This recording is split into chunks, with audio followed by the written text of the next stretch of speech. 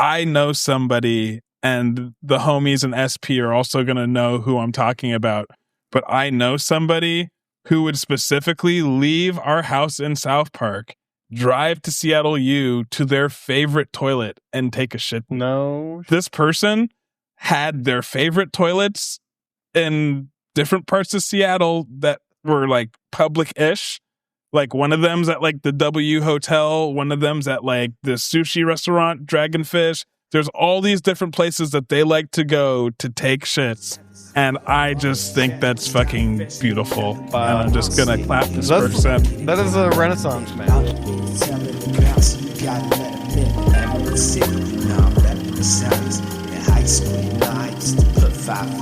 Let me pay him some homage. I was keeping it honest. How the hell you gonna tell me to get it when you know I got it? Hey, welcome back to the Black and White Cinema Podcast with Kev and Ugie. I'm Kev. And I'm Ugie. And today, the movie that we watched was Puff, Puff, Pass. And boy, this movie is technically a movie. This movie exists. Yeah, it's great. Before we get into Puff, Puff, Pass, I do want to give a shout out to a fan take. Technically, a super fan take, technically a former host take. This was a comment from Webb, our guest host. So he posted a link to the episode, the Big Lebowski episode on a Discord. And someone posed the question, would the dude like Space Jam?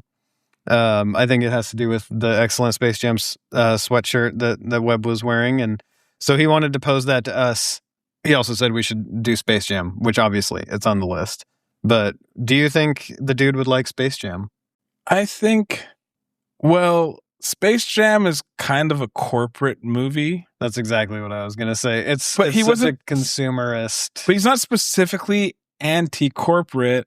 He's just kind of like, I don't care. So I just feel like he could watch the movie and enjoy it, but I don't think he would be like a super pay to go fan. see it. He wouldn't rent it. He'd be like me, just watch it if it's on TV and be like, oh, this exactly. Like, because he's a stoner. So, I mean, like, this seems like a kind of, when that movie first came out, it was probably pretty awesome to just get baked and go see. Man, I don't know if I've watched Space Jam High. I bet I have.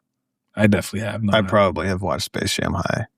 Not actually that big of a fan of Space Jam, if I'm honest. Now who doesn't like basketball? Brian. Yeah.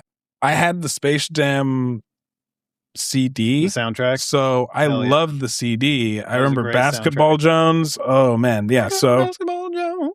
I got a Basketball Jones, baby. Ooh. Yeah. There's some bangers on that. So I've just, over time, not the biggest fan of Michael Jordan. Fair enough. But, you know, I loved him in the 90s. Like, I was a big Chicago Bulls fan during his heyday. Right. As everybody, well, not everybody, but I mean, I didn't have a team that was constantly getting beat out by him. So True. Yeah, but it's like, it's kind of like saying I was a big Alyssa Liu fan in 2025, 2026. Yeah, exactly. Like, yeah, it was Michael Jordan in the 90s. Who did you say? Alyssa Liu. Who's that? The figure skater. Yeah. Oh, she's American. Yeah. Okay, so yeah. Fucking, I don't follow American figures. I hate you guys. I guess it's me. I'm one of you technically, but I'm Canada down when it comes. Yeah, I don't watch American Olympics. I'm watching that shit through CBC. Okay, so she's clearly not Michael Jordan. But when you said that, this is like not true at all. No disrespect to her, but when you said that, I totally thought Kevin was like it was like an OnlyFans or like a porn girl, and I was just like, oh, yeah. What kind of goat? Not the Nancy Reagan kind. Yeah, okay. Call back. So yeah. So no, I don't think the dude would like Space Jam. That's my take. Word. I wanted to, before we dove in, I wanted to give a shout out, something that was super cool that I got recently. I got the Chrono Trigger 25th anniversary vinyl tape or vinyl set. This is to me like the best video game of all time. It was done by, so I won't remember all of their names, but it's just like what they called the Dream Team. It was Akira Toriyama, the mangaka who did Dragon Ball and like a bunch of other stuff. It was I'm not going to say this, Nobuo Uematsu or something. is the guy that does all the music for like Final Fantasies and the tons. He's like an epic composer. And there was like another person who did like story, and I don't remember what his name is, but it's like all these people came together to like create like a perfect game. And this came out of the Super Nintendo, and it pretty much pushed the Super Nintendo to its limits. And it's like, this is what got me. I played RPGs before this game, but this is the game that got me into RPGs. The music on this game is so fucking amazing. And I'm really hoping that because they're releasing this and there's like, they're starting to sell a little bit of merch about it, I'm really hoping that they do a remaster, because they take every last penny that I have. Yeah. Can I look at it? Yeah. And it has cool art inside of it too. Oh my goodness. Chrono Trigger is like, yeah, if you like JRPGs and you haven't played Chrono Trigger, this is like pretty much required video gaming. It's not that long of a game. You could probably beat it like in a couple days, but man, it's just, I feel it's one of those things like nowadays, it's not that cool when you compare it to everything else that exists. But most RPGs, a lot of the best part of RPGs are derived from this video game. Foundation. Yeah. Have you played it? No. But you know about it. Yeah. I also have not. Yeah, But I've been hearing about it from you for years. Yeah, So. it's one of those things like, if you know, you know. Anyone who's played it, well, not anyone, but like a lot of people who've played it, like if you look at any of like the best video games of all times list, this is gonna be in the top 25, if not the top 10, if not the top 5, if not. It's arguably, it's always top 5 JRPGs. It's just arguable who's gonna say. A lot of people will say that it's Mario or Super Mario RPG. Some people say this or Final Fantasy. Yeah. There's a lot of them out there, but I just feel like so many things came from this. This is the OG. I can definitely see the Dragon Ball. Yeah. Now that you said that. Yeah, it's just, this is so Akira Toriyama, but it's just a beautiful game, and I could have a whole podcast talking about Chrono Trigger itself, but it's just a beautifully written, sounding, and visually game. Everything about it is just peak for what it was at the time, and yeah, I love it very much, and I'm happy to have this vinyl. I'm just really sad. So when I finally did get it, I tried to play it, and like my vinyl player finally crapped out after years, so I have to go buy a new one specifically so I can listen to this, and hopefully the Third Eye Blind album day record that I'm going to get on album day. Oh, they re-released it for PlayStation? Yeah, it came out on PlayStation, and they had new visuals, so they put in some stuff. Then they also re-released it on DS, but I want, like, what the people want is like a full remaster. Like they did with Final Fantasy VII. Yeah. Yeah, I was just looking because I have an SNES and I have literally one game for it, so it'd be cool to get the original. You have an actual SNES? Yeah. Look up the prices. I did. That's why I was like, oh, it's PlayStation. Yeah. Okay. Yeah. Yeah. Find an old couple, their kid moved away, and they just have like all that own stuff. Because here's one for $1,600. Yeah, I have a lot. I have like a bunch of those saved, like a bunch of those eBay listings saved. Like it's one of those things like, I'm going to buy the original new in box, perfect condition type shit. I'm going to buy that and I'm going to play it. And if I have to go get the battery fixed before I do that, sure. It's just one of those things. I never owned the game. And there was a time when it was like $50 that I could have bought it and I didn't. And I regret that. But I need to own a copy of it because it's like, that's like the holy grail for me. I think I'll probably get the DS one for $17. Or just download the ROM. Fuck Nintendo. Yeah. Just download the ROM. It's fine. Yeah. Yar. Exactly. Just. Well, shall we get into this movie? We sure shall. All right. I noticed you wrote down the synopsis that I saw when I found this movie on Tubi. So this movie's on Tubi. It's also on YouTube for free. Yeah. I went the Tubi route because I thought the ads would be a little bit less frequent than YouTube. I have YouTube Premium, so if you have YouTube Premium, go that route. It's free. Mekhi Phifer ain't trying to collect any checks on this. He knows what he made. But the synopsis made me laugh because it's wrong. Yeah. Tired of being on the wagon, two stoners get voluntarily mixed up in the plot to rip off a shady figure known as Mr. Big. That's not his name. That's not the character's name, and they don't voluntarily get mixed up. It's all like. We usually rate taglines. This synopsis is trash, but I love it. And I'm glad you wrote it in here. Yeah. I was going to say things about it, but I'm happy that you did. Because I've seen this movie before. If we are going to give some, we're going to go into like something about Ugie or whatever we call this. That's what we're doing. there was like a moment in college where like me and my gang just like smoked a lot of reefers. And there was a particular like week where we were just trying to find all the weed movies. And we somehow came across this movie. And then it's just like, for like me, Dan, and Axel, this is just like one of those movies that's just, we laugh about this movie all the time, and it seems like no one else in the world has seen this movie except for the people who leave YouTube comments. Yeah, well, I've seen it. Yeah, so add me to the list. It's the first time I've seen it. I guess before we get to the movie data, like I'll give a quick take. So I like Ugo wanted to watch this. He was second guessing himself also, and so he like kind of tiptoed around suggesting it to me and was like, "It's just a dumb stoner movie." So like. I went in fully expecting this to just be trash the entire time, and this is so fucking good. I'm happy. Like, it's so funny. The writing was so much better than I expected. Like, it's so clearly a low-budget movie, but the writing is so good, and like it's delivered brilliantly. Like, I loved it. I always get scared whenever I'm like trying to, because I'm so used to like trying to show people. Maybe for you get me. Yes. Like media wise, you get me. So I should probably be a little bit less apprehensive. I just feel like most people I would try to show this movie to, I don't think that they would enjoy just think it. It's dumb. Exactly. Yeah. But it's like, for me, when I was watching this, I was laughing the entire time, and I was just like, this movie's still pretty funny. There's a lot of iffy jokes or jokes that didn't age well at all. Yeah. There's a ton of them, but overall, there's just some of them deliver.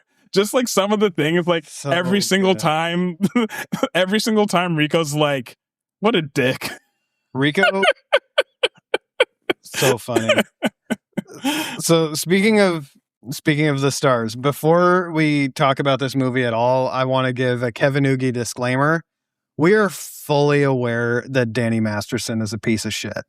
Let's just throw that out there. He's one of the stars of this movie. We don't like him. I will be complimenting his performance. I just didn't want to have to like caveat every time we talk about him. Yeah. So this is up front. Hate the guy, hate what he did. Glad he's canceled. Like let's get that out of the way now so that we can just enjoy the movie. But he was funny in this movie. He was very funny in this movie. Perfectly cast, like delivered every line perfectly. His facial expressions, he's got the stoner thing down. Like, he's got that like little wry delivery where it's just like he would say shit and then like completely smile. obliviously. The oblivious stoner smile, just like perfect. So just don't come for us in the comments for come for us, you know? Yeah. Sometimes you pick movies and you have to weigh out whether it's good to watch a piece of media. But the rest of the people who acted in this movie are not pieces of shit. And a lot of these people deserve to be highlighted for a tremendous job they did here. Absolutely. So let's go ahead, Ugie. Yeah, so this movie is starring Danny Masterson, Ronnie Warner, Mekhi Phifer, Ashley Scott, Terry Crews, John C. McGinley, Daryl Hammond, Jonathan Banks, Jaleel White, and David Faustino. Tagline: this movie did not have a tagline. It was direct to DVD. Yep. This is our first direct to DVD movie that we've done. Maybe not the last. Yeah, probably not. But yeah, it released in May 2006. It's rated R, an hour and 35 minutes, just like last week. Perfect. Probably this is the perfect length for a movie. It was directed by Mekhi Phifer. It was the writers were Ronnie Warner and Kent George. So Rico wrote it. Yeah. Okay. I also wanted to put in that it was produced by Will Packer and somebody else, but when I saw that it was produced by Will Packer, I completely forgot caring about. He's like a black producer, and he's done a ton of stuff that I can't remember right now. But we could probably put a montage of things that he's done. You can look him up right now. He's done a lot of shit. And it's just like. Really, it's like weird when you see like someone's like, oh, you've done all these things. He also, side note, he produced the Oscars where Will Smith smacked Chris Rock, and it was like kind of a black because like it was like his big like, oh, I'm finally doing the big thing. I'm doing this, and then it was controversial because he didn't kick Will Smith out because it was like, oh, well, he's up for an Oscar for Best Actor. So it was like this whole sort of thing. But yeah, I won't hold that against him. He has a decent IMDb page. So we can't play the game this week because while it was budgeted at $2.5 million, it didn't go anything. So we don't know how much money it made. Yeah. But it made all the money in my heart because this movie. Lowest budget direct to DVD that we've done and so far. not the lowest Rotten Tomatoes score. Yeah. It got a 57 Rotten Tomato score by the audience. There was no critic score because not enough critics watched it. And Metascore's got a 5.4 on it doesn't have a Metascore. It got 5.4 on IMDb. So it's like this movie is just not much of a known quantity, but it exists. I have a bit of trivia to start it off. The film was originally titled Easier, Softer Way and had extensive scenes. Yeah. Where Larry, Rico, and Big Daddy team up with John Dupree in Nicaragua. He explains the complex nature of the tiny classify ads and how real estate thing is also a scam and what the real successful business is. The title had links to the plot line and had nothing to do in any way with how they finally released the movie. So they changed the suit to focus the plot, which sure if you want to call the plot focused, but I actually probably would have liked to see more John C. McGinley and them going off to Nicaragua. So they wrote a movie about scamming, like teaching a couple of stoners how to scam people. Like, I want to see that. I want to great. See that movie because there's more John C. McGinley and just less like dude being essayed. But all right, that's the worst scene. Yeah, and we'll get there eventually. Yeah, let's just go to what's the symbology there. Yep. So our main themes here. So delusion, self-image, disconnection from reality. And it's a stoner movie. So I think it's pretty funny most of the time. Like the opening scene, just even the opening scene, they are not even in our world. They're in their own place. Yep. And I love that for them. Because sometimes the world is a terrible place, and you just need your happy. Men. Yeah, yeah. Like, they encounter some problems, but all they want to do is smoke weed, play pong, and watch the shank. The dude would fit in with them. Yep. So well. They would just they'd all just blaze up, watch the shank, and have the best time. Who cares? Yeah. Money's a construct. Fuck it. Man. Yeah. I also thought, like, in terms of like self-image and delusion, Big Daddy is all about image and also like kind of an idiot. Dupree, all about image, kind of an idiot. Jonathan, he's got his 77 Trans Am, so that's his image. He's an idiot. Yeah. So it's just, everyone kind of is just dumb and inept. All the people who are like all the people who like do a good job are like also somehow scammed by these people. Yeah. Another theme is a parody of crime, stripping away the as you kind of alluded to, competency, discipline. It's like really they're building on that crime ambition, like Scarface kind of like climb up from nowhere, but like they don't actually have the right ambition to do that. They don't have the right competency to do that. So it's like it just keeps falling backwards instead of them climbing anywhere. They have one real ambition in this movie, and we'll talk about whether they get there or not. Yeah. But there's one driving factor throughout this entire movie. Because at the beginning of the movie, you really think it's about one thing. You think it's about them getting kicked out and then getting the rent money or something. No, and it's not that. It's I not. don't give a shit about that. Look, I told you I wasn't stepping to. I ain't disrespecting you, son. You wanted to be one way. What? You wanted to be one way. Man, I don't want it to be one way. And in terms of symbolism, I think weed, it's the comedy trope, but it's also symbolic. It's like it's escapism. Yeah, that's shared. They're always smoking together. It's part of like their routine. It's cyclical. I noticed they almost never finish a J. They like half smoke one and throw it away or something because they probably forgot that they had one already burning. And also, you never see them roll. They just keep pulling them. They just keep pulling them out of fucking nowhere. Fatties too. And then also, I think it's like symbol Shawshank Redemption as like a main symbol for the movie because yes, that movie is about escapism and not really being held. I think one of the main themes of that movie, and we should also probably do that. That's honestly, it's really funny my love for that movie, I like that movie. That was like a movie that we had to watch like at school or on a bus or like this and that, and I'd seen it multiple times. But my love for this, I love The Shank, and it's because of this movie, actually. Because actually, I'm going to admit something. I was very much like Larry. I did not know that driving force. I did not clock that until this movie told me. And so we'll get to that. But yes, that movie is based off of, even when you're locked down, being mentally free.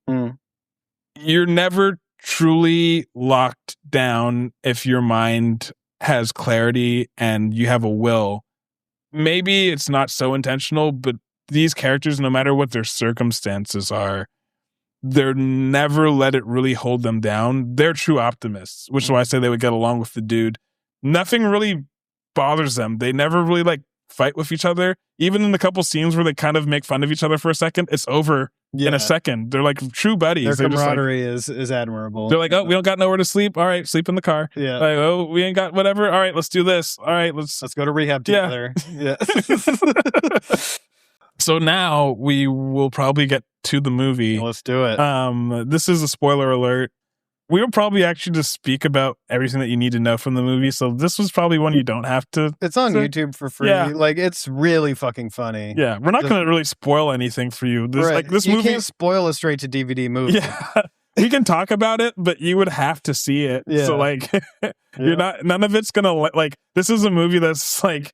We can laugh. We'll laugh about it because we think it's funny because we've seen it. But like it's not like other movies where we're gonna quote the shit and it's gonna land. You're just gonna be like, "What the fuck are they talking about?" Yep. But it's a good movie. It's very accessible. The link to the movie will be in the bio. Yeah, I'll try to remember that. Yeah, we're gonna do a recap of the movie now. It starts off with John C. McGinley popping up in an infomercial that is a clear pyramid scheme to anyone who has a half a brain cell. But our main characters don't have a half a brain cell between them. And they're fully on board with selling tiny classified ads. They're smoking weed. They're having a good time. There's noise. Yeah. So they're watching this ad to sell ads. And then they get a knock on the door and it's their landlord. Mm-hmm. So their landlord is just like, I want the rent. And they're like, played by Mike Ehrmantraut. Yeah, from, Jonathan Banks. Yeah, Jonathan Banks. Who plays Mike, which is hilarious. Like, especially like in today, like 20 years later from this movie's release, is just like, what the fuck? Yeah. It's like Mike's in this. And he's playing, he's Mike. He basically is Mike. He's way in this. Friendlier than Mike is. Yeah, like, probably. He starts off like, he's not mad at the guys yet. He's like just trying to be nice and like get his rent. And then like they forget he's there and smoke in front of him and like yeah, right. And then he loses his shit. Yeah, this is before he loses his son to the Yeah. But it's just like so this is alternate reality where instead of murdering dirty cops that killed his son, he just retires and becomes a landlord. Yeah. He's like, hey, like, where's the rent? They're like, I thought the rent was due on the 5th. And they're like, he's like, it's the 15th. Our lease clearly says we have until the 5th. Yeah. I also love that they ask him to take his shoes off in their apartment. And there's like literal burn marks all over the floor. And he does trash, clothes. He takes them off. Yeah. He's super cool about it. And so they're like explaining to them, yeah, well, we just have this tiny classified ads business that we're getting off. And he's like, tiny classified ads. Selling what? Yeah. It's complex. Yeah, it's complex, which is something that they repeat throughout the movie. So and it gets funnier every single time. Yeah. Like, people keep asking them, what are the ads doing? Yeah. And it's like, it's not, like, it doesn't matter. It's complex. And it's funny, the people that don't like them, are just like, this is stupid. And everyone that does like them is just like, yeah, it is. Yeah, business is complex. And so they're like, hey, give us like 2 seconds. We're going to talk about this. And they go to another room and start talking about the Shawshank Redemption Marathon and their tiny ads. And they light up another shit.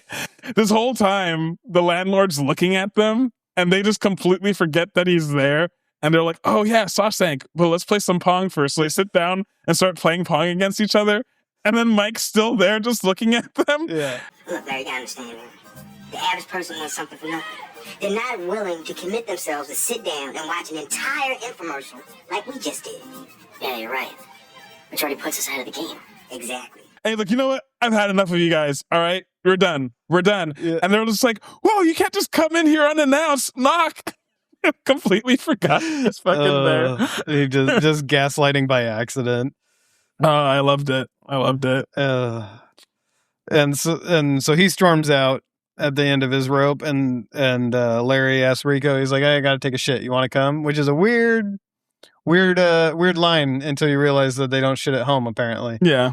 So it cuts to them like at like a Starbucks, a coffee shop. Yeah. And he's taking a shit, and it's like they do this at every single act. One time where he takes a shit, and then there's a line of people waiting, and he comes out carrying a coffee, which was the worst part to me. He brought his coffee in to take a shit with him, and just comes out carrying it. And he's just so like deeply upsetting. Everyone in there is just like fucking dying, and he's just smiling. Ugo deadpan. Yeah. Just straight up, just happy. Here's the first aside for the movie. I know somebody, and the homies in SP are also going to know who I'm talking about. But I know somebody who would specifically leave our house in South Park, drive to Seattle U to their favorite toilet, and take a shit. No. This person had their favorite toilets in different parts of Seattle that were like public-ish. Like one of them's at like the W Hotel. One of them's at like the sushi restaurant, Dragonfish. There's all these different places that they like to go to take shits. And I just think that's fucking beautiful. Wow. And I'm just going to clap this person. That is a renaissance man. Yeah. You got to take the little parts of life that you can. That's incredible. You got to get it. There are nice bathrooms in places, especially I went to this one. Oh, I'm going to rat on myself, but I don't care. We went to this one restaurant somewhere on First Avenue, and it was like in a hotel. So I went to the bathroom was in the hotel, and the hotel had like these things to dry your hands that were like, they were like napkin quality. They were throwaway, but they were napkin quality. I stole like 40 of them. They were such good quality.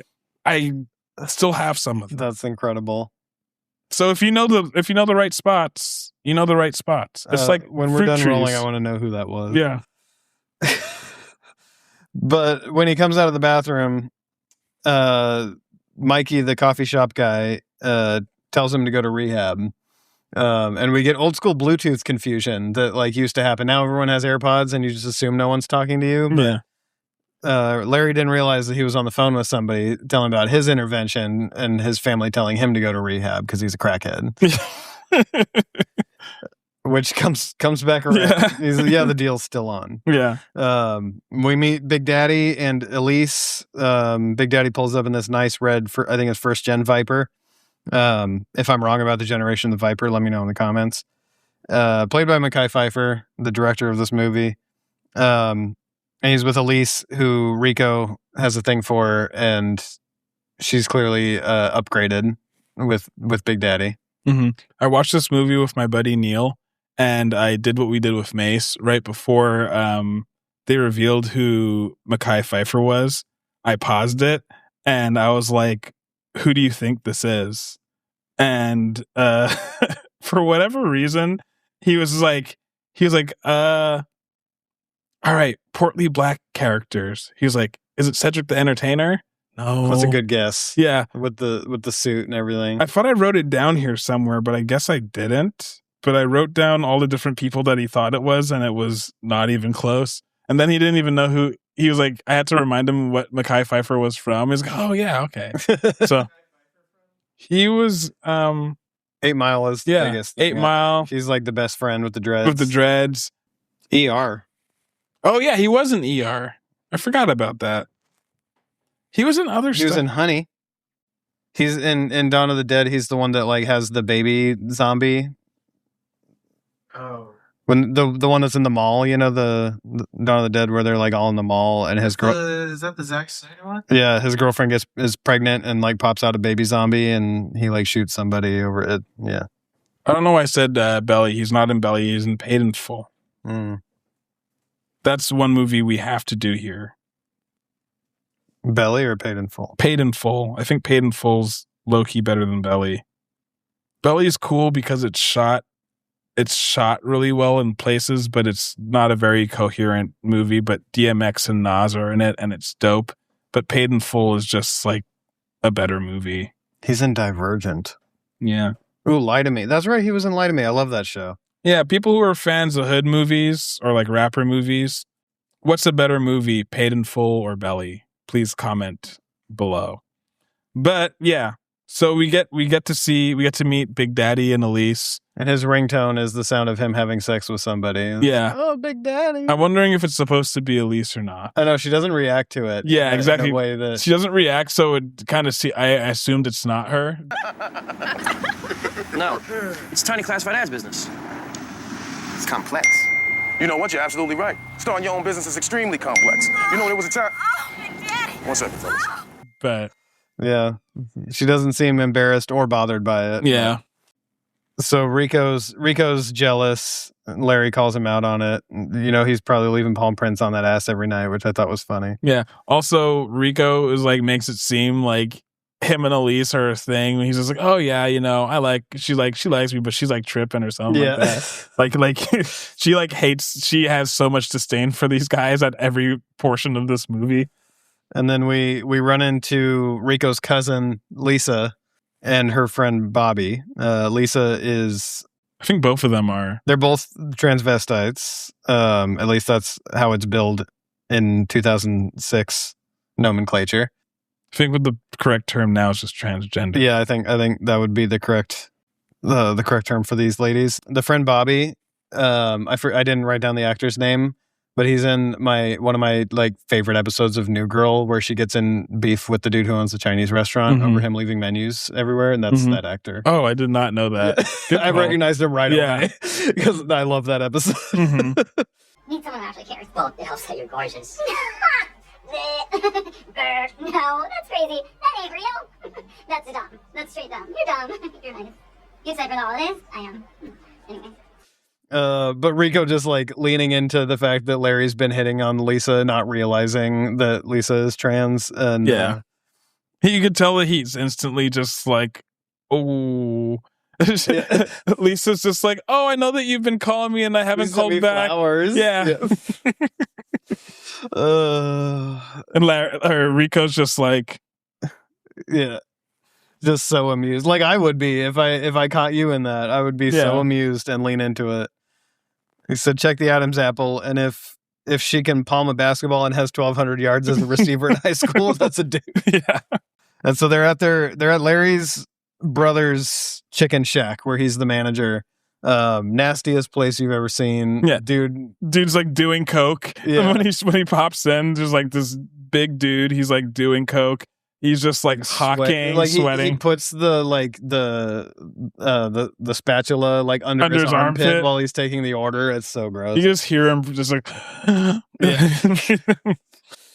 and Jonathan is in the back getting topped off by one of the employees, and there's a really nasty like gulp sound of her swallowing.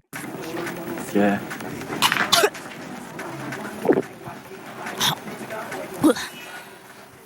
As he walks away, and she like stands up from behind where he was facing. So like Rico and Larry order food, and so the guy goes to ring him up, and Larry's just like, "Oh, I don't think you understand. Like my Jonathan's brother. Yeah, I don't pay for food. I don't pay for food." Yeah.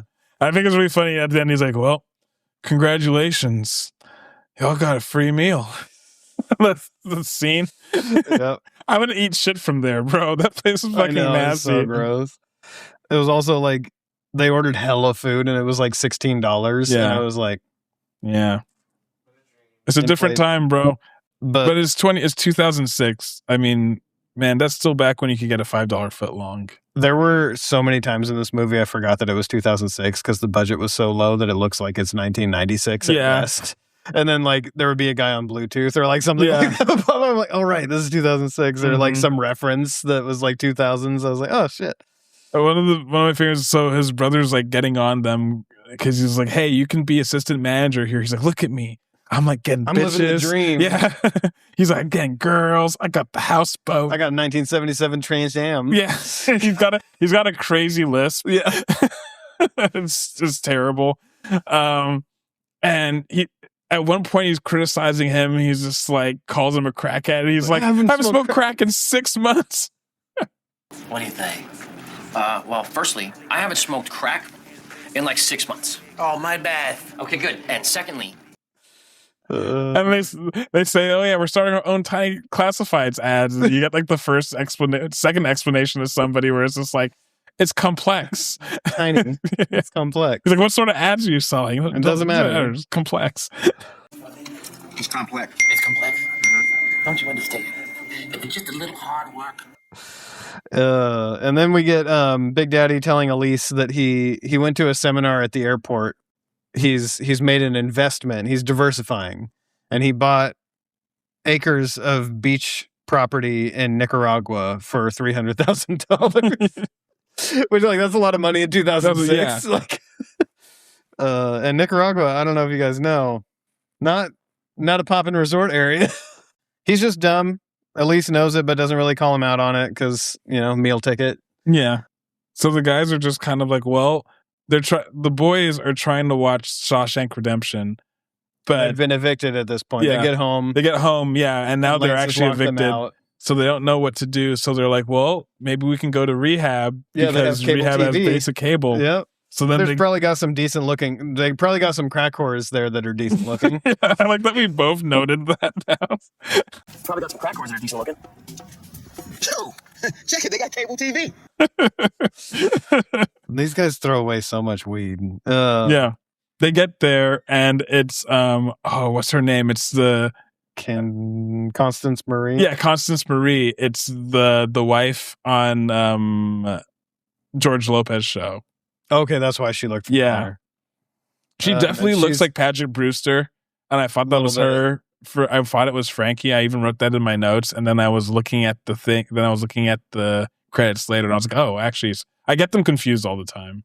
They do look. I'll give you that one. They look similar, but she's Montana, the manager of the rehab center, and they give fake names from Shawshank. Yeah.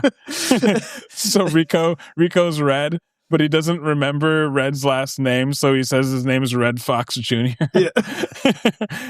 And Larry is Andy Dufresne. From Shawshank, and she interviews them each individually. We don't really see Rico's interview, but we see Larry's, and she tells him, all right, I just need to poke my finger up your butt, and then we're done. And he like gets excited, and she's like, that was a joke. And he's like, can you though? And that takes us to the end of Act 1 and into Act 2, which I called Rehab for obvious reasons. And so they get to their room. They have 2 beds and a TV. They want to watch the Shank. They have to do group. But they have to go to group.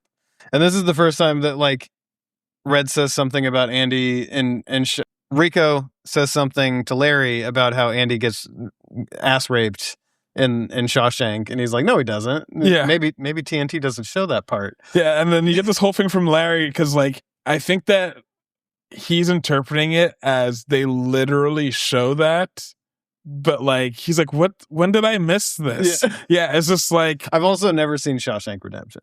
You haven't? I haven't. Oh, bro. Oh man, it's so good. Man, I'm gonna be gone. I want to watch that movie with you. It's like maybe that's what we do for the live show. Yeah. Oh, we should. Like, I think that's a good idea. It's one of those old movies, but it's good. Yeah, it's just timeless. You can watch it at any time because it takes place in prison, so like time doesn't really move forward there in a sense. Yeah, I think this doesn't hit as hard if you haven't seen The Shank, but it's still Shawshank is on our list.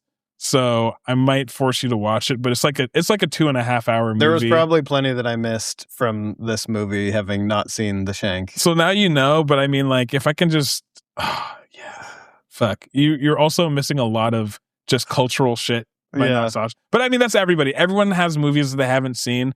I'm not going to hold this one against you as much as Coming to America, but I think Shawshank Redemption is, I honestly feel in the lexicon of American movies, it should probably be Criterion. I think it's kind of like I think it's like a movie everyone should watch. Yeah. Because it succinctly, it's not particularly artsy, but I think it does a good job at showing what American justice system's really like and what incarceration really does to people in a beautiful way.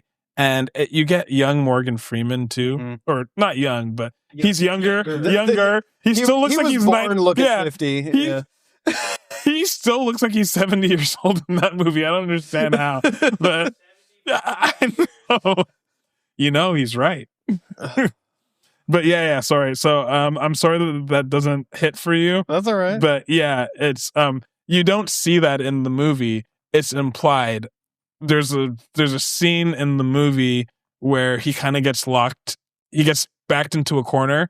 When I was younger, I thought it just meant he was getting beat up. Yeah. But I think me and Larry were on the same page there.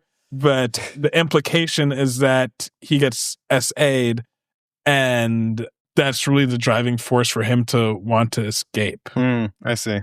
Larry missed like a critical plot point in his favorite movie. Yes, and this is what I was talking about when I was talking about earlier. I also missed that. So like it helped me really connect to the movie. That's funny. But yeah.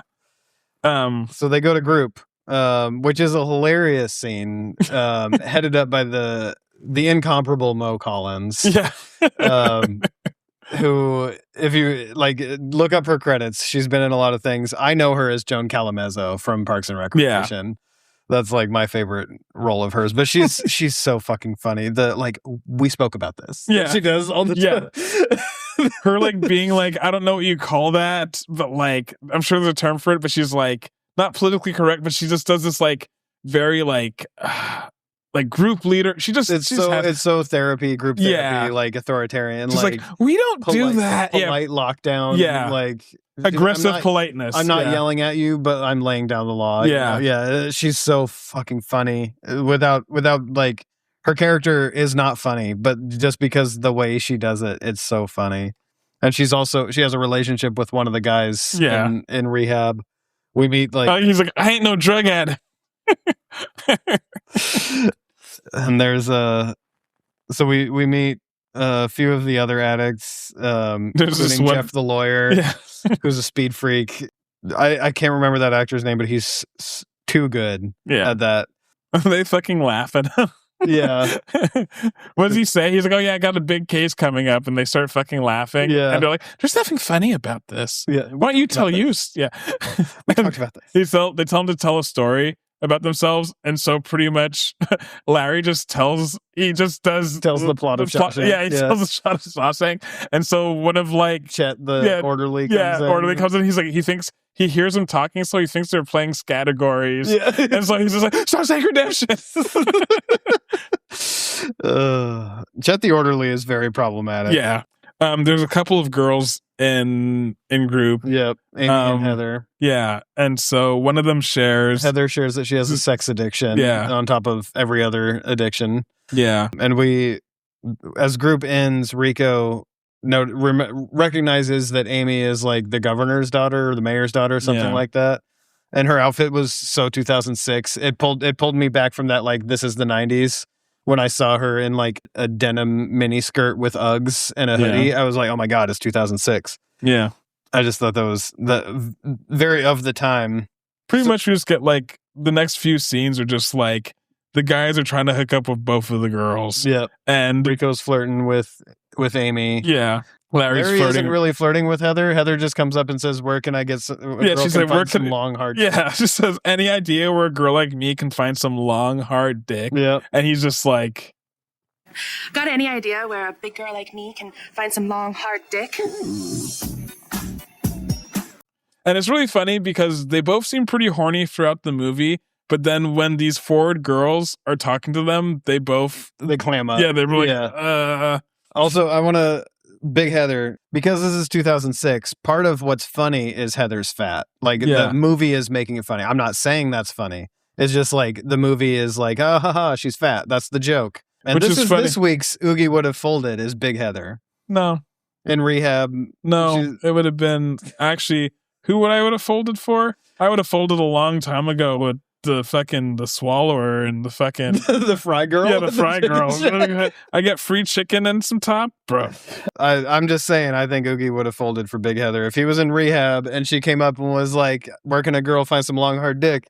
He would have been like, right here, Miss Heather. Yeah, fair. But I don't discriminate. I true. appreciate. So, I mean, yeah, I mean, like, I think the Ugie would have folded when I say that normally. It's a fold before I even get to talk to them. But fair. Yes, I think if I'm in that situation and she says that, I'm probably like, yeah, I'm right here. Yeah, I know my man. Here. Yeah. If I had to choose someone to fold for, it would probably be Montana. I was gonna say I would be Montana. right up there when she was like, put my finger up. I would have responded the same way. I would have been like, yeah. Are you gonna use lube? I'm pro, but stuff's fine with me. Yeah. They talk to the girls. They go and talk to the girl. She says that stuff. They kind of whatever. Right. Then they break off. They step out the back door of rehab to have a J. And they get caught. That and happens. Then the orderly is like spying on the braid. Yeah, that's what I was saying. Yeah. Chet. So Chet is played by an actor with like a stereotypical like gay voice.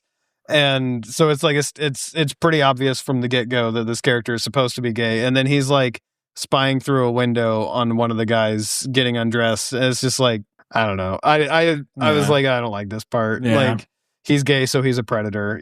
We get it. Enough of that. This movie is very 2006, where it's just like they're taking like they're kind of punching. There's like they're like lowest common denominator jokes, and those aren't particularly super funny. It's funny, but a lot of other shit is funny. Right? It's funny. She's fat. Oh, it's funny. Yeah. She's a tranny. Oh, it's funny. He's gay. Like, yeah. But it's 2006. It's straight to DVD. What can you expect? Yeah.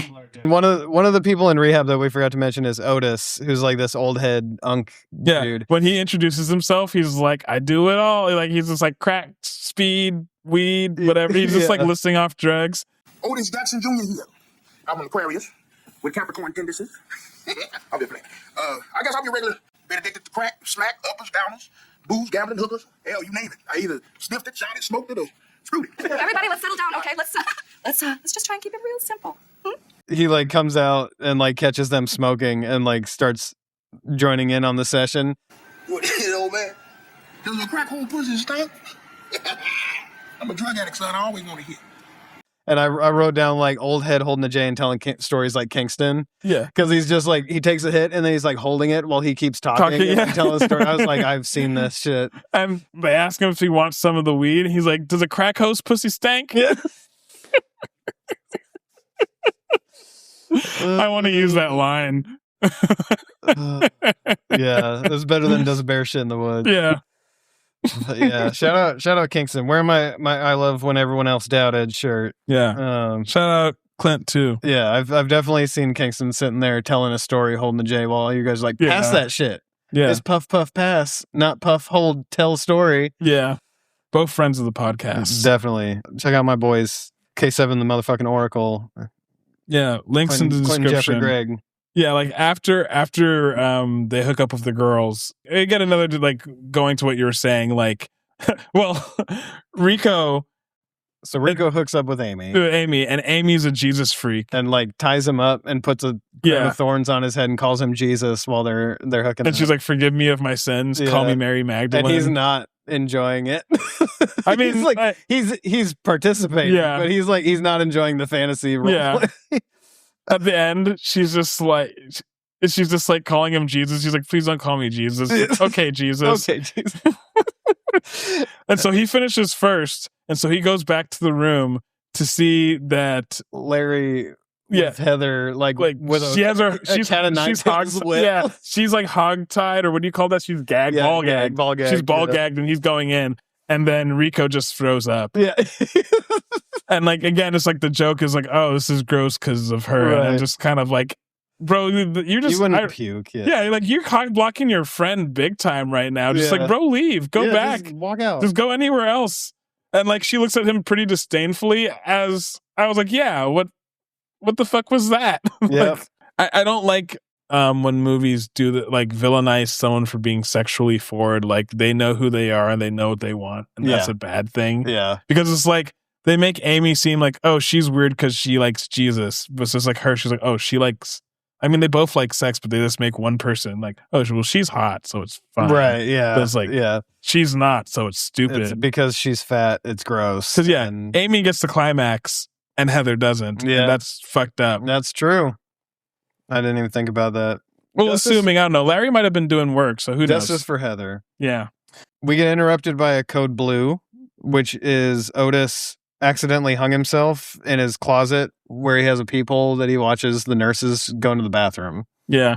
And while this is happening, the boys are disassociating and they're comparing. They think that he hung himself, which is they're talking about some scenes that happened in Shawshank Redemption, which you wouldn't have gotten. I'm pretty sure you pretty much understood that. Saying, yeah. So the orderly comes in, he's like, "You fucking idiots!" He was, he was. What do you call it? Like autoerotic asphyxiating himself. Yeah. And they show him like jerking off in a closet and then like hanging himself by a tie. But I like that when he was getting carted out, he's like this. Yeah. And then they're both like this. And they're playing like this really sad like piano music. Yeah. And it just gets broken up by Jeff the orderly. He's like, "You fucking idiot. Are you done?"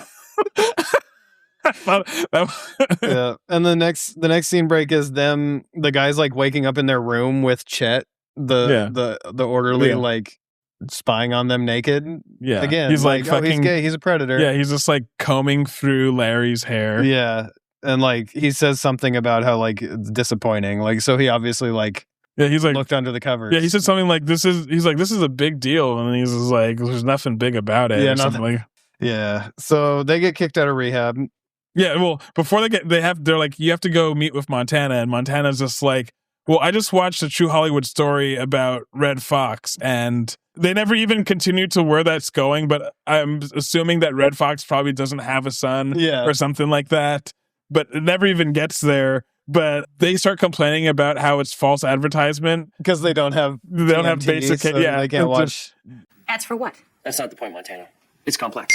They can't watch Shawshank. Can't watch. And while they're discussing this, Rico lights up a spliff in her office at rehab.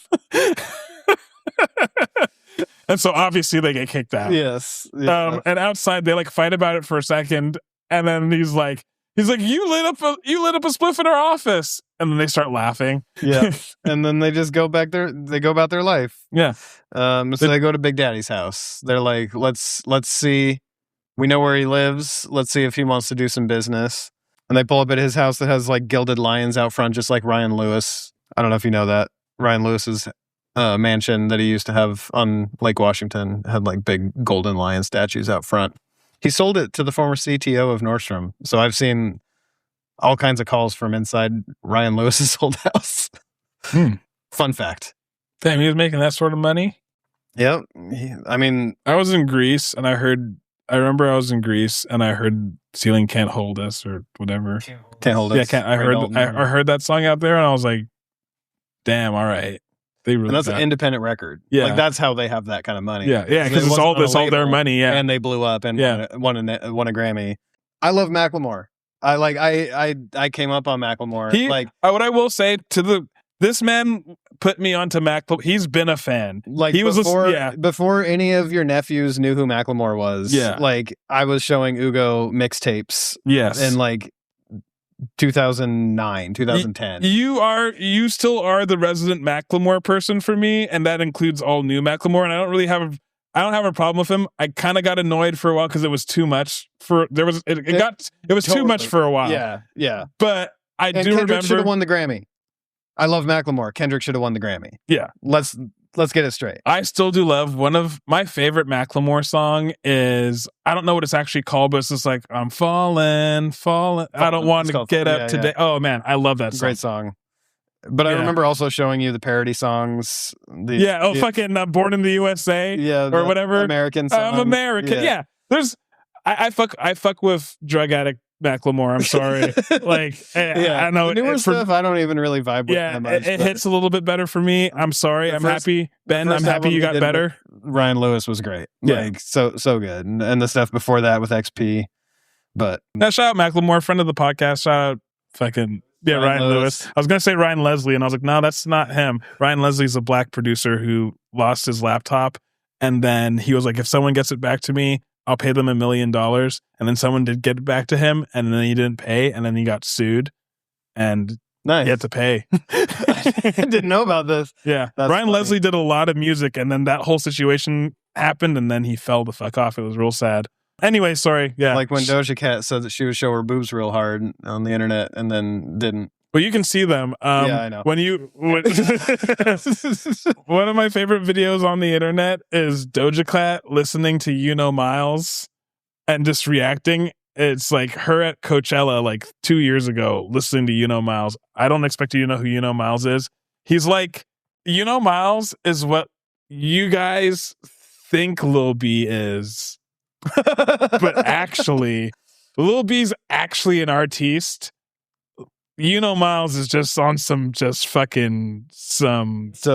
crazy shit. Yeah. So this is at Rolling Loud, not Coachella. Yeah, sorry, Rolling Loud. All right. I'll watch this later. No. For the podcast, because this is going to be a short episode anyways. Put on Martin Luther King. Type in You Know Miles, Martin Luther King. You know what it is?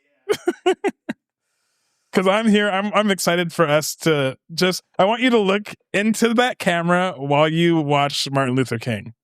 Okay. Or while you listen to it, because you don't really full screen that. It's been minutes. Shout out MLK. My family about to be mad. Yeah. Right, it's a really good Ugo laugh when I blink my contact out of my eyes. This motherfucker has 8 million views on that, and we have 54 on this week's episode. That's what you call talent. I mean, to be fair, that was 1 minute, not an hour 45. Oogie, we're about to start making some rap. Yeah, well, I tried that already. Okay, well, you didn't have me rapping bad on it. Yeah, all right. Well, what the fuck were we talking about? Okay, so they're at Big Daddy's house. Yeah. You Know Miles was not there. We do get a rapper that is almost as bad as You Know Miles later on in this movie. That's a little foreshadowing for you. A little detail that I loved is that when they're getting a tour of Big Daddy's house, Rico falls going up the stairs. It's just great. Yeah. The ads themselves, they generate income. The ads themselves, they generate income. Yeah, Big Daddy, it's complex. Complex. Hey, Elise, what do you think about the word complex? Nothing, really. What are they doing here? I'm sorry, I just forgot about this and I want to go back 1 second. Let's go. When Otis is going to go peep on the person that's peeing, yeah, he goes like, he shushes to nobody. He's by himself in his room and he goes, that was also just another detail. You just reminded me of that. Yeah. Sorry, continue. No worries. So they're at Big Daddy's house. They explain to him their business with the tiny ads. They generate income, and he's like, I get it. Business is complex. And Elise is like, that doesn't make sense. He's like, baby, the ads themselves, they generate income. It's so fucking yeah. He's just like, what don't you understand? It's complex. He's like. They say it's complex. Ads for what? No, you see, that's not the point, boo. It's complex. Generate income from what? Ads is short for advertisement. Yeah, but it's complex. Don't you understand? Complex. Women. It's just like, no. Ads stand for advertisements. The advertisements have to be advertising something. What are you advertising? Yeah, exactly. They're just looking at her like she's a fucking idiot. Yeah, they're like, this bitch doesn't get it. And I think she even says, how come every man in my life is a moron? Like, yeah, she calls her friend. On the phone. Yeah. Hey, girl. No, nothing. How come every man in my life's a moron? She was scheming something with a scene earlier with the Nicaragua reveal. She was scheming to help Big Daddy sell a collection of nickels that he has. And these guys show up and he just assumes, like Elise said, that she had a couple of guys that would help out with the deal. So like, these are the guys. And she's like, these aren't the guys. He's like, oh, they're here. Like brings them in, lets them look at the nickels, like tells them about it. They destroy his stereo. He doesn't notice that, but they destroy his stereo. And they get given the job, and Elise basically tells them, like, go to the bus station, put it in a locker, get a key, give the key to the guy. They're like, any guy? Completely serious. They're idiots. And she's like, no, very big, lots of tattoos, which describes every fucking dad at a baseball game now, by the way. Also, I also noted that when I watched this movie, I was particularly high, And I was like, these are kind of hard instructions when you just tell me once. I was like, No, she fucked up for sure. You couldn't even say like a big black guy. Yeah. Like, no, I just meant like the actual get the key, put the, all of that. Right. Yeah. I've seen this movie multiple times and I couldn't remember. And so they go to leave, and this made me laugh that like Rico push starting the car for them to leave Big Daddy's house because there's like a recurring thing that they can't get the car to start because it's such a piece of shit. Yeah.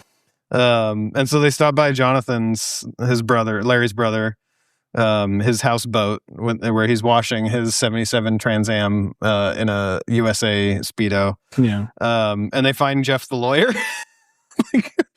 Passed out after a drug binge in a bush with like one shoe on and his jacket inside out. And also he peed himself. And he pissed himself and he has to be to court in 45 minutes. I don't think he has a court. I don't think that he's a lawyer. I think by the end of it, I was like, oh, no, baby. Yeah. He thinks he's so. Not a lawyer He's anymore. not a lawyer. I believe he was at one point. The other thing that I thought was hilarious was that the suit's inside out. Right, yeah. The suit jacket was inside it. That made me laugh really hard. And so Jonathan talking more shit and wants them to leave because he's got some hot girls coming over, and it turns out to be Lisa and Bobby. Joe, get it? It's so funny. So they're funny. not girls. Yeah. And the guys leave, and Larry has to take another shit. It's a new day, new shit. And again, he takes the coffee in with him to shit, and it just bothers me so much. They're at the bus station waiting. They don't even remember to bring the nickels in with them. Yeah, they vaguely remember that they're supposed to give a key to somebody, but they're like, how am I supposed to give someone a key to a locker that I don't have? So they just like grab a key out of a locker. And a big guy shows up with tattoos. No, it's funny. I think Rico's just like, see, she didn't even give me the key. Yeah. She's like, she's stupid. This is why we can't get along with each other because Elise is the problem. Yeah. While they're meeting up with who they think they're supposed to give the key to, we see wonderful intro from Terry Crews, rapping better than Miles, but not well. It's like pre-SoundCloud bars by Terry Crews. Okay, fine. I thought that was funny. Yeah. Yep. So the wrong big tattooed guy is who they approach. We don't know that yet, and the guys definitely don't know that. He's there to do some kind of deal, but it's not the one that they're doing, and he's very upset that they're there. And Mikey, the coffee shop crackhead, shows up to be part of the deal. What are you guys doing here? Yeah, and I thought it was funny when Rico tries to say something and the biker dude says, shut your pie hole, Wyclef. Especially now that I know that Ronnie wrote that line, makes it even funnier. Yeah. So they all get dragged out to the dude's van with a gun. The by far most upsetting scene of this film. Dude just rapes Mikey in front of Rico and Larry and then has a heart attack while doing it. I commented on like the gulp soundbite from earlier. Yeah, the sound effect of effect of him slipping out of Mikey's ass and then Mikey farting was very upsetting. Yeah. It's just this like, it's so unnecessary. It's this wet slip sound and then like a fart sound bite. And I'm like, why did we have to watch this? I don't know. It's a funny movie. I did not enjoy that. Yeah. And while this is all going on, the guy they were supposed to meet, we get the actual funny part, is played by Terry Crews. Terry Crews pops into this movie and he takes it over like a fucking like terrible rap. Yeah. He's a rapper, but he's very bad at it. Yeah, he's rolling up in an Impala and then he's just like, oh, the scene, do my thing. That's what I do, nigga. Sweet Impala, though. Yeah.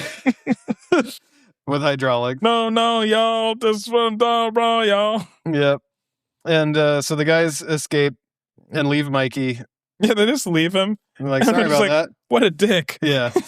And they go back in to complete the deal, and they're talking to, what is Terry Crews's? Cool Crush Ice Killer. Cool Crush Ice Killer. So that's who they're talking to. And then Rico's just like, Ice Dilla? No. Ice Killer. Yeah. Cool Crush Ice Killer. And my favorite part is like when he starts rapping for them, Rico knows it's trash, but Larry the white boy is like yeah, vibing. He's like, I spit that lethal shit, son. Cool Crush Ice Killer. Like the Thriller in Manila. The Deal Sealer. Shoot you in your throat. Chop you up like meat. Make your blood cold spiller. See, and just the Terry Crews dancing like a teapot. See, like you spill it. Like oh, my dude in his element. I love him dancing. Yeah, he's dancing the entire time. This fucking stupid ass gold chains. Yeah, right.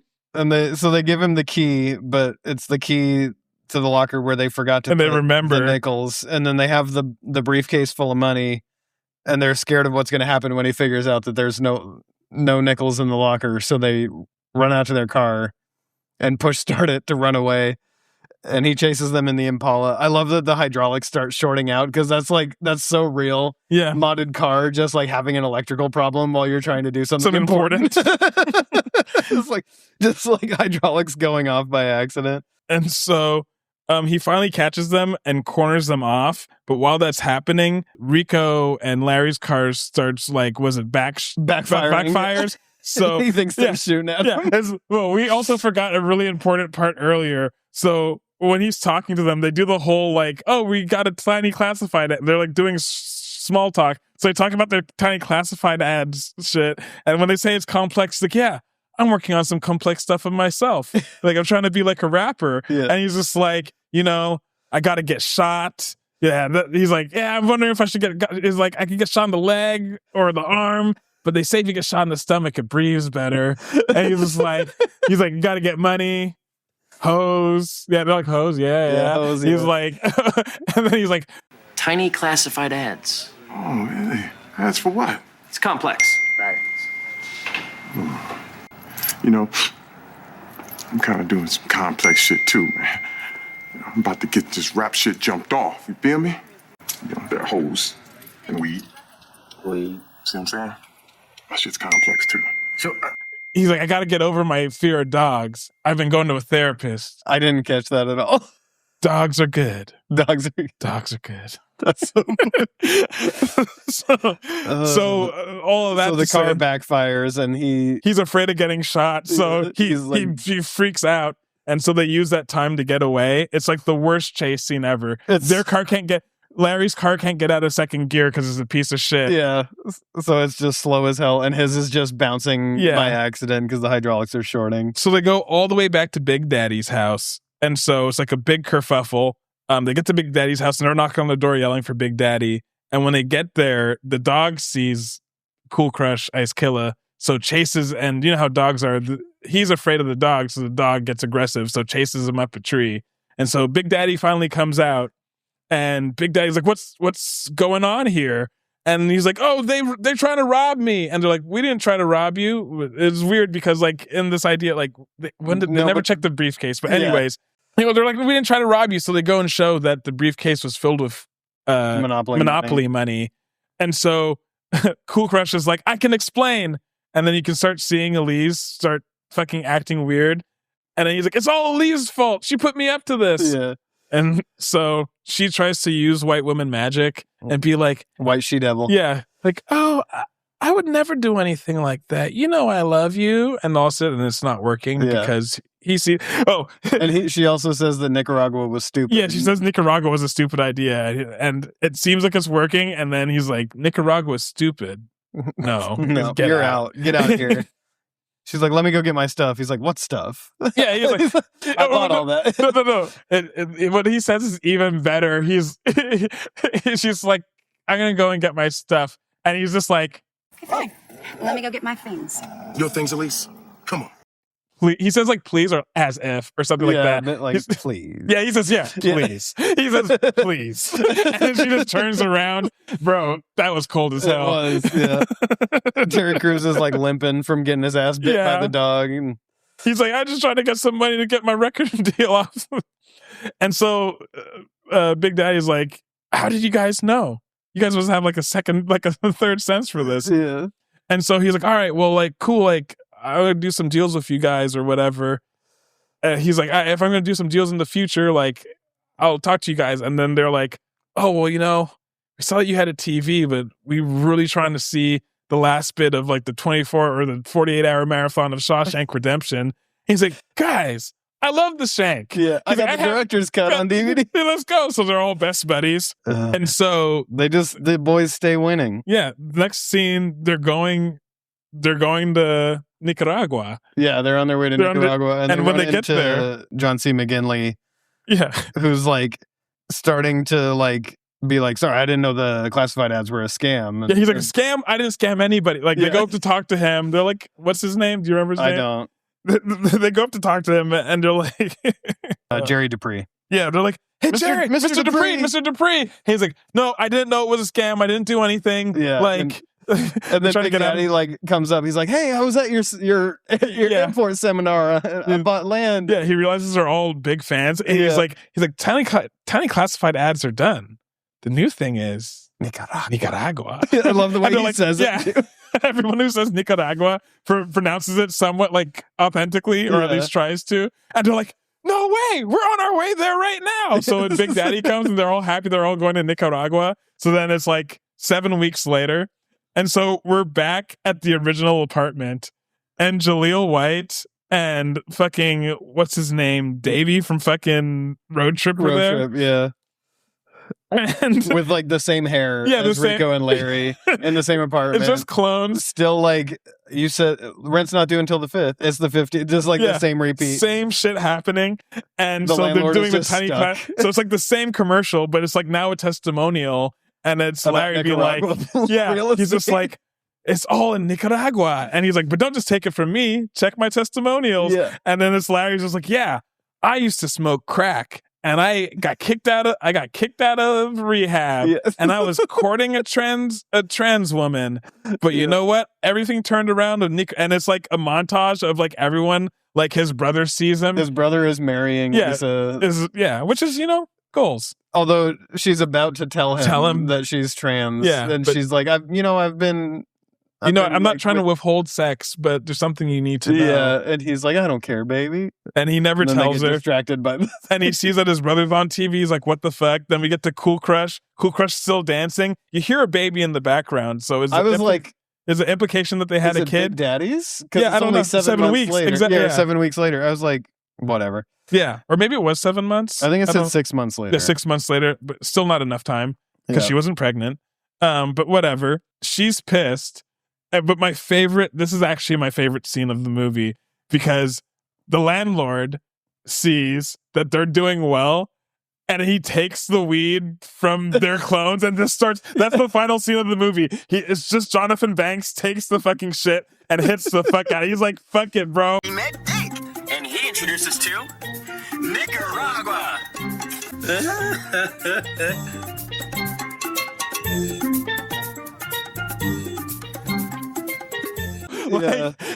Can't beat him, Joe. If being a stoner's it, then I guess I gotta be a fucking stoner. You watch these fucking idiots talk about tiny classified ads, and now they're fucking in Nicaragua selling on a yacht. Selling real estate. So that's Puff Puff Pass. That is Puff Puff. And I know that watching that, if you are here and you watched all of this and you haven't seen the movie, it seems like it's a bunch of bullshit. But it's really funny. It's a stoner movie. It's dumb, but it's like, enjoyable. It's low budget. It's dumb. The plot doesn't matter, but like the comedy is so well written and so well delivered by the characters. It's not highbrow, but like the lines are legitimately funny. And like I said, Danny Masterson's vacant stoner smile, Rico's vacant stoner smile. It's just so good. It works. Mekhi Phifer, the confident idiot as Big Daddy. Like everything is just so good. The sound effects are terrible. The assault scene is terrible. Yeah. I don't understand how that was supposed to be funny at all. I think they were trying to make an allusion to Shawshank. Yeah. Oh, that's definitely what they were doing. Yeah. All the jokes about Larry missing that, but yeah, I get it. I just didn't like it. Yeah. Same. I also, 20-year newer lens on Lisa and Bobby would have been nice. Yeah. And Chet the gay predator was not fun, but I don't know. I think this is fun, especially because it's free on YouTube. It's free on Tubi. There's plenty of other funny things to make up for the not funny things. But like I said, like a lot of the writing is actually pretty good. It's just the low hanging fruit is just not good, but it's still a funny movie. It is. All right. Well, that takes us to Gone in 60 Seconds. You still you didn't see in the doc what I'm going to ask you? Okay, cool. So this is our quiz show. If our editor would be so kind as to put 60 seconds on the clock, I am going to give Ugie a quiz here. So we all know Ugie sucks at remembering characters' names. So let's see how bad it is for a movie he suggested and has seen a bunch of times. So I'm going to give you the name of an actor from this movie, and you have to tell me their character's name. Okay. If it's more of a side character, I will give you who their character was as well. Okay. Okay.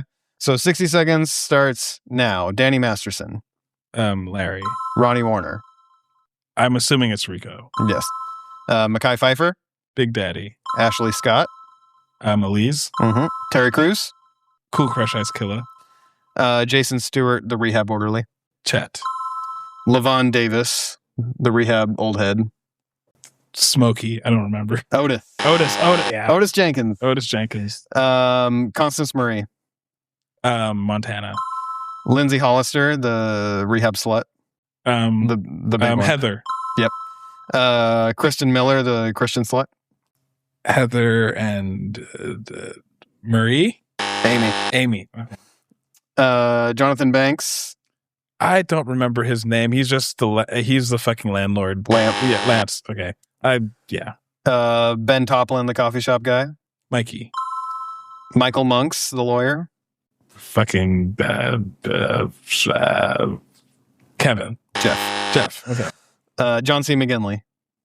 Oh, Mr. Dupree. Yeah, Jerry Dupree. Daryl Hammond, Larry's brother. David? Jonathan. So that was good. You got nine right, 3 wrong. That's good. 9 out of 12, 75%? Yep, that's passing. Okay. That's about me in college. Yeah. The level that we need to reach is you doing fucking Fast and Furious cars. That was fucking I don't know, Rain Man shit. some kind of disorder. Did I do a recast? I think I did do a recast the past. Yeah, so we have Recast the Past. This is our recurring segment where we recast a character or multiple characters. Who do you have for this? So I recasted this as a girl movie. So I want Kayla Monteroso Meja as Rico. I don't know. Do you watch Abbott? Yes. Do you know the teacher's assistant? The annoying I've one? seen it a little bit. I haven't watched much. She is in a lot of stuff now. She's really blown up recently. She's basically known for just playing like a really annoying kind of fuck up. Okay, I don't recognize her, but there's an episode of her in Curb Your Enthusiasm. Oh, or she's a part of the plot for like one of the seasons, and she's so funny. But she kind of plays the same character and everything, but she's fucking hilarious. I put Aquafina as Larry.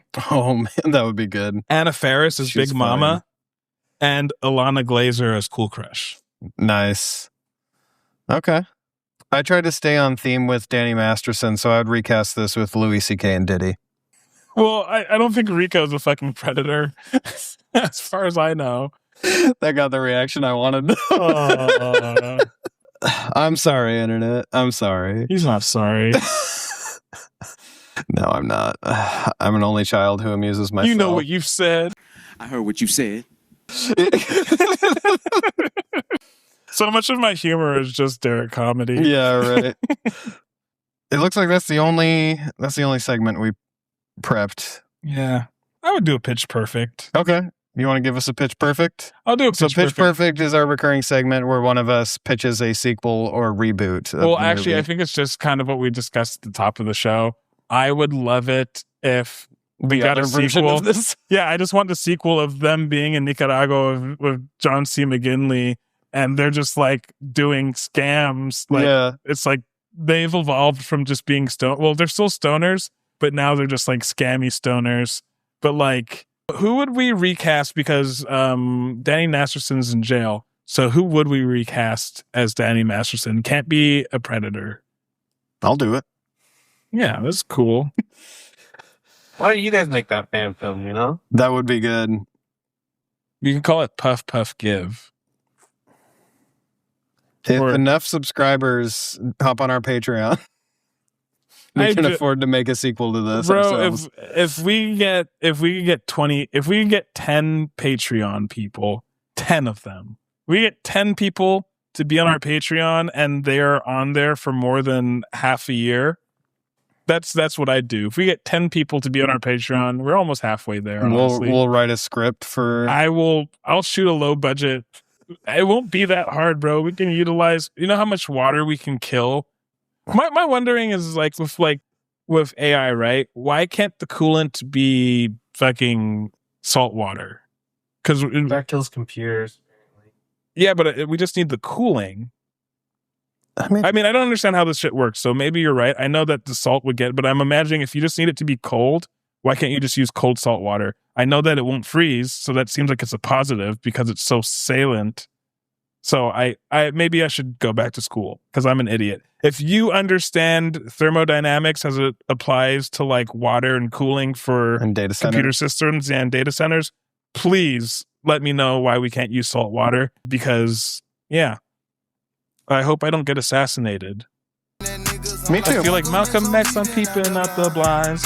Don't care if it's 900 outside. I'm coming out, firing it. That's Gucci, man. Clip, pow, bang, bang. Who your man now? Yeah. If one of us gets got, it was not a... Yeah, I always hear those stories about people who are like, "Oh yeah, I invented like engine that runs on water," and then they die. Yeah, right. Yeah. It's all a scheme, just like in Josie and the Pussycat. Yeah, it was all a scheme. I should put that on there. Martin Luther King, though, had a dream. Oh, you would have watch while getting higher than a giraffe's pussy. Yeah, that was my watch while. You getting higher than giraffe pussy. You put your Boppenheimer here, Dracula 2000. Danny Masterson gets killed in that movie, so okay. I thought that would be a good thing to like cleanse the palate. Watch him get killed by Dracula. I would say you watch Half Baked after this. Yeah, if you really want the stoner thing, I was trying to be a little bit more step outside the genre. Dracula 2000 was like probably terrible, but my dad and I loved it together. It's actually Gerard Butler is Dracula, like before he was like Gerard Butler. Yeah, and the indomitable Jennifer Esposito was in it and was super hot in it. My dad and I were both in love with her. As you would be for the podcast. Yeah, it's a really terrible movie. Omar Epps also is in it and plays a vampire, and he's like perfect kind of menacing, cool. like a little bit snarky as he's about to kill you, you know? Yeah. So I think the lessons from this movie, right? Yeah. What do you got? Smoke weed every day? Smoking weed can rob you of your ambition, but only you can rob yourself of the will to accomplish anything. If you actually have a plan, you can accomplish your goals. And weed won't stop you from doing that. Weed will just complicate things. Yep. So unlike a movie like The Pineapple Express or Harold and Kumar Go to White Castle, which are pretty conservative in their takes because they're just like, oh, smoking weed will make things worse. It's really about you taking responsibility and ownership of your actions. I think that the brother was just like, hey, you guys are losers because you're not doing what I want you to do. But no, do what you want to do, believe in yourself, and you can accomplish your goals. Just maybe don't always smoke weed, but you know what? Weed won't stop you from doing things if you're committed. Yep. Shout out. I actually don't know if he wants me to shout him out. I don't want to get him fired. But my friend, if he's watching, he'll know I'm talking about him. Before I started smoking, this was the dude I knew that like smoked the most, smoked consistently. But he was known for like, is he at work? No, then he's high. You know, it's like, get your shit done, be on top of it, you know, like honor student, like top of his class all the time. And then would just get high once responsibilities were taken care of. And that's what I try to do as well. I smoke every night. Helps me sleep. I tried quitting. I slept like shit for a month and a half. So I smoke a J every night. But I make sure I do it after all the things that I cared about getting done that day. You want to know something funny? I basically stopped smoking weed for like a year. I completely stopped smoking weed outside of like, you know, being with somebody and they like hand it to me and it's like once in a while, like whenever. I started smoking again. Well, I didn't really start smoking again, but like I bought a new cartridge for my vape specifically to do all the 420 movies. And I just kind of just like casually for whatever reason, the nightmares, nightmare. I don't get that anxiety that I used to get that would make me not enjoy it. Right. I think there's something they do in the new weed that is just they try to put too much THC in it. And I kind of just, that's definitely I understand the old heads now where I'm just like, I just kind of want to smoke regular weed. Yeah.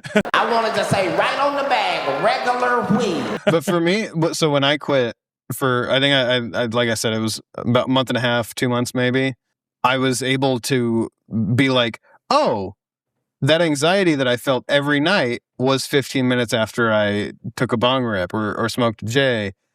And then because I had that realization and I went all that time without feeling that anxiety, now when I smoke and I feel that, I'm like, oh, it's just the weed. And I can just like throw it off. Where it used to be like, I would have to like stand up and like walk around the room sometimes or like literally go over and like hold my dog and try not to disassociate from reality. You know, and like, I also don't take bong rips anymore, so that probably helps. But because like I just want to hit my weed and play some video games. Yeah, it's literally like an hour before I go to bed, and I'm like watching YouTube, and then I go lay down, pop a melatonin, wake up ridiculously early, and watch a movie for the podcast. The problem is, and I'm going to help us wrap up, but the real problem is if Kevin will know this, and maybe we can show you some. Normally, I write way more notes than Kevin. like Kevin will write a page of notes. I'll write a page and a half to 2 pages of notes. These last 2 episodes where I've been back on the weed, it's just it's what Stephen A is warning again. Yeah, get off the weed. Stay off the weed. Because it's just like it's just been me watching the movies, laughing, and being like, "Oh, I was supposed to take notes." It's cool. We got through it. Yeah. And hopefully you enjoyed it. So thank you for joining us for another edition of the Black and White Cinema Podcast. Thank you to the Moose Group for the studio space. If you enjoyed this episode, please share it with a friend. Leave us movie suggestions, takes. Let us know what your relationship with marijuana is these days, or your drug of choice. Like, subscribe, comment, follow. Please, please, please, please. We appreciate you all so much. You can connect with us however you like at allmylinks.com/kev-n-ugie. Thank you to the actual friends of the podcast, Mark and Maceo at Marky Boy Productions and The Creative Block, Megan and Alec for our logos, our Patreon members, Lisa, Eric, Philip, Brian, and Ben. And thank you all for joining us today, and we will see you next time. Revolution. Take care. Peace to all the Nubians filled with the new Black consciousness. And I'm Ugie, and I'm Black, and I'm back.